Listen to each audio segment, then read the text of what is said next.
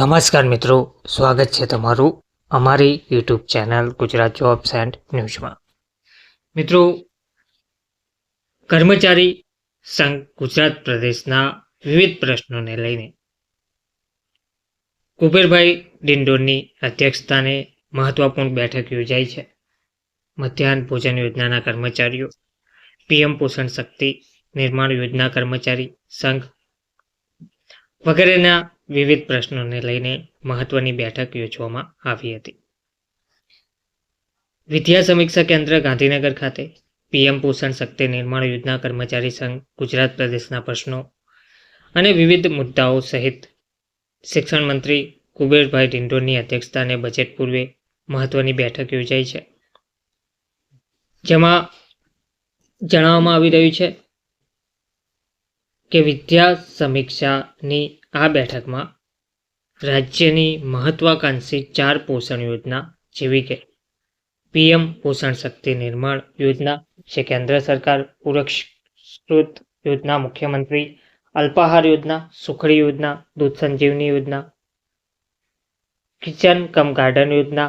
એમ કુલ 4 યોજનાઓ પૈકી 2 યોજનાઓ ગુજરાત સરકાર પુરસ્કૃત અને 2 યોજનાઓ ભારત સરકાર પુરસ્કૃત યોજનાઓ થકી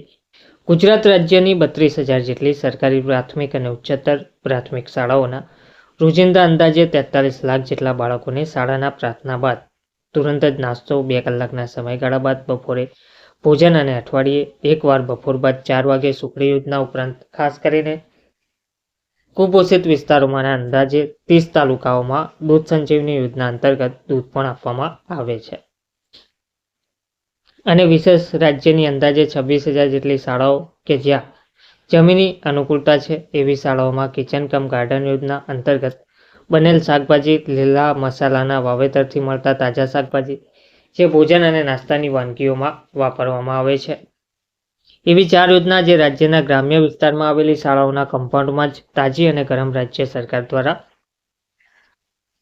નિર્દેશિત અઠવાડિક મેનુ મુજબની વાનગીઓ બનાવીને પીરસવા આ યોજનાના 28,000 જેટલા સંચાલકો જે 4,500 રસોઈયા જે 3,750 અને મદદનીશ જે 2,000 જેટલા માસિક માનદ વેતનની રકમથી કામ કરે છે.